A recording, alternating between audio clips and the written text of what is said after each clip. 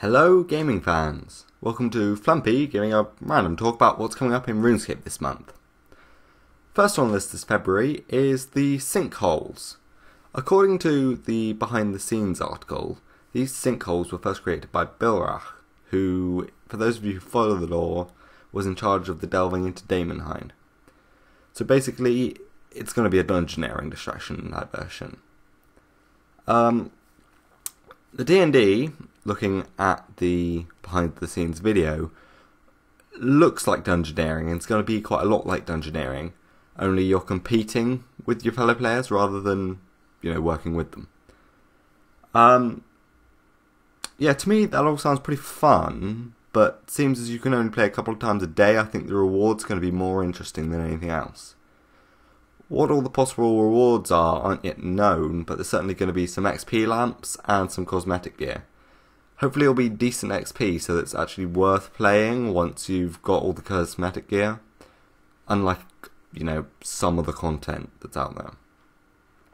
From the artwork we've seen in their sort of conception stages, the gear will give you the option of looking a bit Dragonborn-y, so there's probably going to be quite a few Skyrim fans with that on afterwards.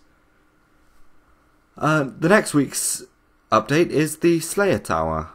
I really like most of the graphical updates that Jagex have done, but this isn't exactly an area I care that much about. I'm not really up there that often. Having said that, it could look much more impressive. And they're adding a lot more lore regarding its creation, it would seem, which is something I'll be more interested in. I kind of hope they update some of the creatures in it. That would be quite interesting if, we got a new look for, I don't know what's in there, banshees or something. They're also adding some Slayer contract system in the tower, which will provide you with some other rewards. That'll be XP, no doubt, and hopefully something a little more interesting. And now for what I think's the most exciting announcement of the month. It's the World Wakes. Not only am I a fan of quests, the lore and the god storylines, anyone who's watched some of my other RuneScape news videos will know that I'm quite the fan of Gothics, and this new Grandmaster quest has it all. The rewards do look pretty sweet. 800k XP should come in handy. Get me up a few Slayer levels or something, I don't know. But the quest itself, yeah, that's got to be the real reward. I have really high hopes for this quest, given that it follows on some of the most major storylines. You've got Ritual of the Marjarat, the Branches of Darkmere. They're all not quite required rewards, but required for the full. The full of the rewards. And with quotes like, "The path that you take will have world-shaking consequences," I really hope they don't let me down. The structure of the quest and its requirements is a little confusing. You've got only 140, I think, combat needed to actually play the quest, but a load of other requirements to fully complete it.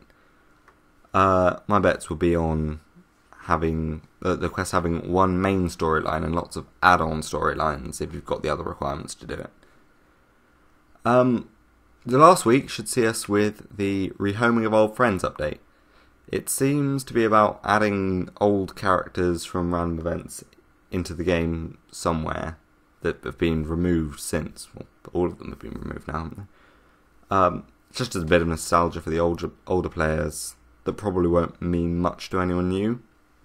They've already done this in the Enchanted Valley with some of the oldest random events to be removed, like people might remember that rock golem thing that would attack people when they're mining, or the tree spirit that would beat them up.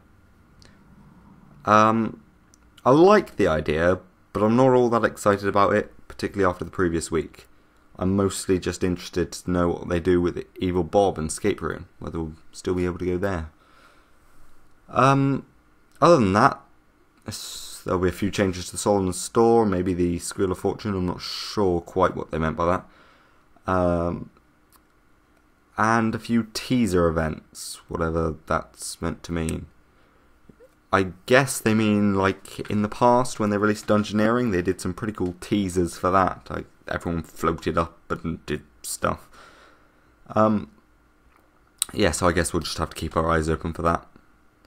I'll try to keep up with the first looks as they come out this month, and it looks set to be a pretty good one. So, for now, this is Flumpy, signing out.